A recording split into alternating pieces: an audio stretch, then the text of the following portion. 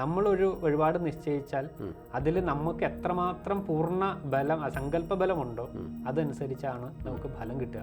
ഇപ്പോൾ പല വഴിപാടുകളും ഉണ്ട്. ഏറ്റവും കൂടുതലുള്ള മഞ്ജു മുരുകൻ എന്ന് പറയുന്ന ഒരു ക്ഷേത്രം ആലപ്പുഴയിലുണ്ട്. മഞ്ജു മുരുകൻ എന്താണത്?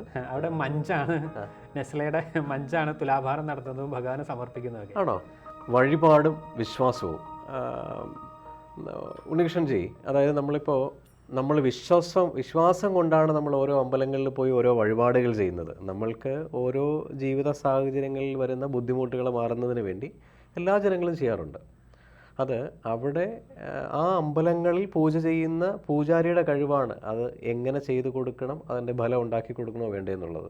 നല്ല പൂജാവിധികൾ ചെയ്യുന്നവർ നന്നായിട്ട് ചെയ്യുന്നുണ്ട്, അല്ലാത്തവർ എന്തെങ്കിലും ചെയ്തു വയ്ക്കുന്നുണ്ട്. അപ്പോൾ എന്താണ് ഈ പറയുന്ന വിശ്വാസവും വഴിപാടും? വിശ്വാസവും വഴിപാടും എന്ന് പറയുന്നത് തീർച്ചയായിട്ടും അങ്ങ് പറഞ്ഞതിൽ ഒരു ചെറിയൊരു തിരുത്തുണ്ട്. ഇപ്പൊ പൂജാവിധികൾ നന്നായിട്ട് അറിയുന്ന ഒരാളാണ് എന്നാലും അറിയില്ലാത്ത ഒരാളാണെങ്കിലും ഈ വഴിപാട് നടത്തിയതിന്റെ ഫലം, എല്ലാവരും വഴിപാട് നടത്തുന്നത് ഒരു ഫലേച്ഛയോട് കൂടി വഴിപാട് നടത്തുന്നത്. അപ്പൊ ഇതിന്റെ ഫലം കിട്ടുന്നത് ഈ വഴിപാട് നടത്തുന്ന ആളുടെ സങ്കല്പത്തിനനുസരിച്ചാണ്. സങ്കല്പമാണ് ശക്തി. നമ്മളുടെ എന്തും നമ്മളുടെ ജീവിതത്തിൽ എന്ത് കാര്യവും നമ്മൾ ആദ്യം മനസ്സിൽ സങ്കല്പിച്ചിട്ടാണ് അതിലേക്ക് എത്തിച്ചേരുക. എന്നതുപോലെ ഒരു ക്ഷേത്രം പ്രതിഷ്ഠിക്കുന്നത് പോലും ആ ഒരു സങ്കല്പത്തിലാണ്. തന്ത്രിമുഖ്യൻ ഈ പ്രപഞ്ചത്തിൽ വ്യാപിച്ചു കിടക്കുന്ന ശക്തിയെ ഒരു വിഗ്രഹത്തിലേക്ക് ആക്കിയിട്ട് ഇതിനെ ആശ്രയിക്കുന്നവർക്ക് വേണ്ട രീതിയിലെ അനുഗ്രഹങ്ങളെ പ്രദാനം ചെയ്യണമെന്ന സങ്കല്പത്തോടെയാണ് അവിടെ വിധികൾ നിശ്ചയിക്കുക. അപ്പൊ അവിടുത്തെ ആള്, അതായത് അവിടെ ശക്തി കൂടുക എപ്പോഴും അവരെ ആശ്രയിക്കുന്ന ഭക്തന്മാരുടെ സങ്കല്പമാണ്. അവിടെ ചെയ്യുന്ന പൂജാവിധികൾക്ക് ശക്തി ഉണ്ട്, പക്ഷേ അതിലുപരി നമ്മളൊരു വഴിപാട് നിശ്ചയിച്ചാൽ അതിൽ നമുക്ക് എത്രമാത്രം പൂർണ്ണ ബലം സങ്കല്പ ബലമുണ്ടോ അതനുസരിച്ചാണ് നമുക്ക് ഫലം കിട്ടുക.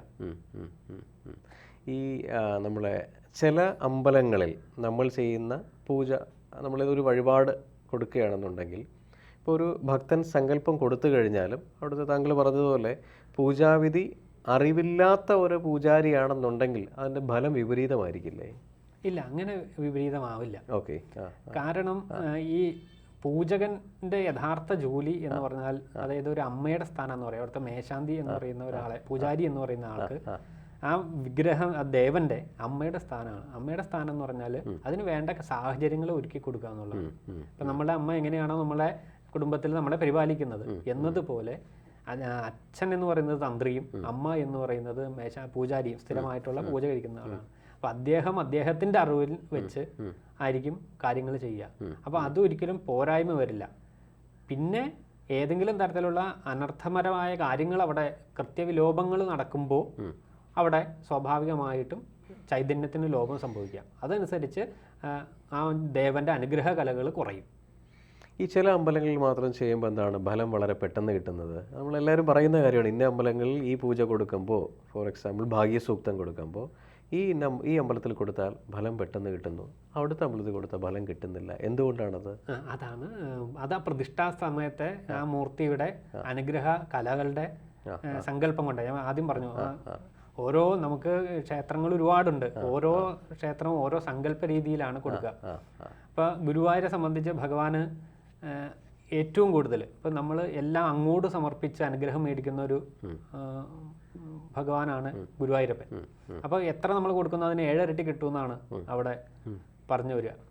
എന്നാൽ ഇതേ ഭഗവാന്റെ അനന്തശയനമായ പത്മനാഭസ്വാമി ക്ഷേത്രത്തിൽ നമ്മൾ ഉൾപ്പെടെയുള്ളവർ പോകുമ്പോഴും നമ്മൾ ഭഗവാനെ കണ്ട് തൊഴുക എന്നുള്ള ഭാവത്തിൽ അവിടെ ഒരു വഴിപാട് നടത്തണം, ഒരു പൈസ ഇട്ട് നമ്മൾ വഴിപാട് ഇട്ട് ഭഗവാനെ തൊഴുകണം എന്നല്ല നമ്മൾ അവിടെ ചെല്ലുമ്പോൾ നമ്മുടെ സങ്കല്പം വരിക. അതെന്തുകൊണ്ടാണ്? ഞാൻ സ്വയം പരീക്ഷിച്ചിട്ടുള്ള ഒരു കാര്യം. നമ്മൾ ഗുരുവായൂരപ്പന് പോകുമ്പോൾ നമ്മളെല്ലാം അങ്ങോട്ട് സമർപ്പിക്കാനെന്നുള്ള ഭാവം വരും. എന്നാൽ പത്മനാഭസ്വാമിയുടെ അടുത്ത് ചെല്ലുമ്പോൾ നമ്മൾ ഭഗവാനെ കണ്ട് ദർശിക്കാനാണ് പോകുന്നത്. ഈ രണ്ടും നമ്മുടെ മനസ്സിൽ അല്ലെങ്കിൽ നമ്മുടെ ചിന്തകളിൽ വരുന്ന ഒരു വ്യത്യാസമുണ്ട്. അതേപോലെയാണ് ഇപ്പോൾ ഒരു ക്ഷേത്രത്തിൽ ഭാഗ്യസൂക്തം, നേരെ പറയും നല്ല അറിവുള്ള ഒരാളാണ്, നല്ല രീതിയിൽ എല്ലാം പഠിച്ചിട്ടുള്ള ആളാണ്, അദ്ദേഹം ഈ വേണ്ട രീതിയിൽ ഈ മന്ത്രോച്ചാരണം നടത്തിയാണ് ഈ വഴിപാട് നടത്തുന്നത് എങ്കിൽ പോലും ആ ദേവന് അനുഗ്രഹ കലകളിൽ കുറവുണ്ടെങ്കിൽ അത് ആ ഭക്തന് അതിന്റെ ഫലം കിട്ടാൻ ബുദ്ധിമുട്ടാണ്. അപ്പോൾ ചെയ്യുന്ന ആളെക്കാൾ കൂടുതൽ ആ മൂർത്തിയുടെ, ആ ദേവതയുടെ അനുഗ്രഹ കലകളെ ആശ്രയിച്ചിരിക്കും അവിടുത്തെ ഫലം. ഈ നമ്മുടെ ചില അമ്പലങ്ങളിൽ ഉണ്ടാകുന്ന വിചിത്രമായ വഴിപാടുകൾ, നമ്മൾ ഇതുവരെയും കേൾക്കാത്ത രീതിയിലുള്ള വഴിപാടുകൾ, അതിൻ്റെയൊക്കെ സത്യാവസ്ഥ എന്താണ്? അതാണ് ഈ സങ്കല്പം ആണ് ശക്തി എന്ന് പറയാൻ കാരണം. ഇപ്പോൾ പല വഴിപാടുകളും ഉണ്ട്. ഇപ്പോൾ ഏറ്റവും കൂടുതലുള്ള മഞ്ജു മുരുകൻ എന്ന് പറയുന്ന ഒരു ക്ഷേത്രം ആലപ്പുഴയിലുണ്ട്. മഞ്ജു മുരുകൻ എന്താണത്? അവിടെ മഞ്ചാണ്, നെസ്ലയുടെ മഞ്ചാണ് തുലാഭാരം നടത്തുന്നതും ഭഗവാന് സമർപ്പിക്കുന്നതൊക്കെ. ആണോ? നെസ്ലയുടെ ഒരു പ്രൊമോഷൻ ആണോ അത്? അല്ല, നെസ്ലയുടെ പ്രൊമോഷൻ ആയിട്ടല്ല. അവിടെ യാദൃച്ഛികമായിട്ട് അങ്ങനെ ഒരു സംഭവം ഉണ്ടായി. ഒരു കുട്ടിയാണ്, അദ്ദേഹത്തിന് ഒരു മിഠായി എന്തോ സങ്കല്പത്തിൽ ഭഗവാനെ കൊടുത്ത്, അങ്ങനെയാണ് അതിന്റെ ഐതിഹ്യം പറയാം. എന്തു വന്നാലും ആളുകള് വർഷങ്ങളായിട്ട് അവിടെ ഈ ചടങ്ങ് നടത്തുന്നത് നമ്മളെ സംബന്ധിച്ചൊരു അത്ഭുതകരമായ ഒരു കാര്യമാണ്. അത് പ്രത്യേകിച്ച് ഒരു ബേക്കറിയിൽ ഉണ്ടാകുന്ന ഒരു പ്രൊഡക്റ്റ് ആണ്. അപ്പൊ അത് ഒരിക്കലും നമ്മുടെ ക്ഷേത്രാചാരങ്ങളോ അല്ലെങ്കിൽ ക്ഷേത്രത്തിലെ നിവേദ്യ വിധാനങ്ങളായിട്ട് ബന്ധമൊന്നുമില്ല. അല്ല, പെട്ടെന്ന് ചിന്തിക്കാൻ പറ്റുന്നത് നെസ്ലെ പോലെ വലിയൊരു കോർപ്പറേറ്റ് കമ്പനി ഒരു 50 അമ്പലം ഉണ്ടാക്കിയിട്ട് ഈ കൺസെപ്റ്റ് ഉണ്ടാക്കി കഴിഞ്ഞാൽ പക്ഷെ അത് പ്രാവർത്തികമാവില്ല. കാരണം അതിൽ വ്യത്യാസമുണ്ട്. ഈ സങ്കല്പം എന്ന് പറയുന്നത് വെറുതെ നമ്മൾ ആർട്ടിഫിഷ്യലായിട്ട് ഉണ്ടാക്കിയെടുക്കാൻ പറ്റില്ല. കുറച്ച് നാളൊക്കെ അങ്ങനെ വേണമെങ്കിൽ ശ്രമിച്ചാൽ ആളും തിരക്കൊക്കെ ഉണ്ടാക്കാം. പക്ഷെ അത് കുറെ കാലങ്ങളായിട്ട് നിലനിൽക്കുന്നത്, ഇത് ഒരുപാട് കാലങ്ങളായിട്ടുള്ളതാണ്. അപ്പൊ ആ കൊച്ചുകുട്ടി സമർപ്പിച്ച ഒരു മിഠായിയാണ്. അപ്പൊ അതിന്റെ ഒരു സങ്കല്പത്തിലാണ് ഇപ്പൊ നമുക്കറിയാം കണ്ണിമാങ്ങ, പത്മനാഭസ്വാമി ക്ഷേത്രത്തിലാണെങ്കിലും ചിരട്ടയില് അത് ആദ്യം നിവേദിച്ചതാണ്. ആദ്യം കൊടുത്താൽ ഭഗവാന് എന്നുള്ള സങ്കല്പത്തിൽ ആദ്യം നിവേദിച്ച ആ നിവേദ്യത്തിന് പ്രാധാന്യമുണ്ട്. അത് വസ്തു അതിനല്ല കൊടുക്കുക, അവിടെ സങ്കല്പമാണ്. ഇപ്പൊ ഒരു തീർച്ചയായിട്ടും വനവാസികൾ അവരുടെ ആചാരത്തിൽ എന്തുകൊണ്ടാണ് ശക്തി കൂടുന്നതെന്ന് വെച്ചാൽ അവർക്ക് കിട്ടുന്നതാണ് അവർക്ക് കൊടുക്കുന്നത്. അപ്പൊ അവർക്ക് ഒരു നേരത്തെ ആഹാരത്തിന്റെ അതിൽ നിന്നൊരു പങ്ക് അവർ ഭഗവാന് സമർപ്പിക്കുന്നത്. അതിന് ശക്തി കൂടുതലാണ്. ശരിയാ. അതുപോലെ ഈ സങ്കല്പം എന്ന് പറയുന്ന സംഭവം സാധാരണപ്പെട്ട ജനങ്ങൾക്ക് അറിയില്ല. കുറേ പേർക്കറിയാം, കുറച്ച് പേർക്ക് അറിയില്ല. ഇതെങ്ങനെയാണ് സങ്കല്പം ഇടുക? അതായത് നമ്മളുടെ ഇപ്പൊ നിസ്സാരമായിട്ട് പറഞ്ഞാൽ നമുക്കൊരു കാര്യസാധ്യം നടത്തണം. ഇപ്പൊ എൻ്റെ മകൻ്റെ വിവാഹം നടക്കണം, അല്ലെങ്കിൽ എനിക്കൊരു ജോലി കിട്ടണം. അപ്പോൾ ഈ ജോലി കിട്ടാൻ നമ്മൾ ആദ്യം തന്നെ നമ്മൾ പ്രാർത്ഥിക്കും. നമ്മൾ നിത്യവും തൊഴുന്ന ക്ഷേത്രമാണോ, അല്ലെങ്കിൽ നമ്മളിപ്പോൾ ഗുരുവായൂർ പോലെയുള്ള മഹാക്ഷേത്രങ്ങളാണോ, അവിടെ നമ്മൾ ഭഗവാനോട് ഓഫറിങ് അല്ല, അത് വ്യത്യാസമുണ്ട്. നമ്മൾ ഓഫർ ചെയ്തിട്ട് തിരിച്ച് പ്രത്യേകകാരായിട്ട് മേടിക്കുക എന്നുള്ളതല്ല. അവിടെ നമ്മളുടെ മനസ്സിൻ്റെ ആ ദൃഢതയെ നമ്മൾ ഉറപ്പിക്കുകയാണ്. അവിടെ എനിക്ക് ഇന്നത് കിട്ടും, ഞാനത് ഭഗവാന് എനിക്ക് അതിന് വേണ്ട സാഹചര്യങ്ങൾ ഒരുങ്ങി എനിക്കത് കിട്ടിയാൽ ഞാൻ ഇന്ന കാര്യങ്ങൾ നടത്തിക്കോളാം. അത് ഓഫറിംഗ് അല്ലേ? അല്ല, അത് ഓഫറിങ്ങും സങ്കല്പവും തമ്മിൽ വ്യത്യാസമുണ്ട്. ഓഫറിങ് എന്ന് പറയുമ്പോൾ അത് മനസ്സിൻ്റെ ഒരു പാരാമീറ്റർ വെച്ച് നമുക്കതിനെ ചിന്തിക്കാൻ പറ്റുള്ളൂ. ഇപ്പം എൻ്റെ ഒരു ആഗ്രഹം പൂർത്തീകരിച്ച് കഴിയുമ്പോൾ ഞാൻ അതിന് വേണ്ട കാര്യങ്ങൾ നടത്തിക്കോളാം. എനിക്ക് എന്തെങ്കിലും ഇങ്ങോട്ട് ചെയ്തു തരാൻ ഒരു ആജ്ഞാനുവർത്തി അല്ല ഈ ഭഗവാൻ പറയുന്നത്. നമ്മൾ അത് പറഞ്ഞാൽ വാക്കുകളിലൂടെ പറഞ്ഞ് ഫോർ എക്സാമ്പിൾ പറയുന്നത് എൻ്റെ മകൻ്റെ കല്യാണം അല്ലെ എൻ്റെ മകൻ്റെ ജോലി. അപ്പോൾ ഭഗവാനെ എൻ്റെ മകൻ്റെ കല്യാണം നടത്തരികയാണെന്നുണ്ടെങ്കിൽ അതിനുള്ള എല്ലാ സാഹചര്യങ്ങളും ഒരുക്കി തരികയാണെന്നുണ്ടെങ്കിൽ ഞാൻ ഇന്നത് സമർപ്പിക്കാമെന്നാണ്. എനിക്ക് അറിവില്ലാത്തതുകൊണ്ട് ചോദിക്കുന്നതാണ്. അങ്ങനെയാണോ ചെയ്യുന്നത്?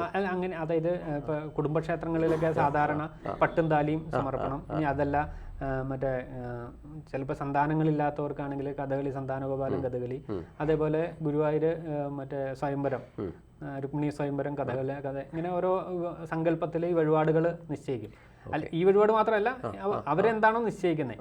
ഈ വഴിപാടും ഓഫറിങ്ങും തമ്മിൽ, അതായത് ഈ ഇംഗ്ലീഷ് വാക്കുകൾ നമ്മൾ മലയാളത്തിലേക്ക് എടുക്കുമ്പോഴേ ഇതിൽ കുറച്ച് ഈ വാക്കുകളിൽ അർത്ഥതലത്തിൽ വ്യത്യാസമുണ്ട്.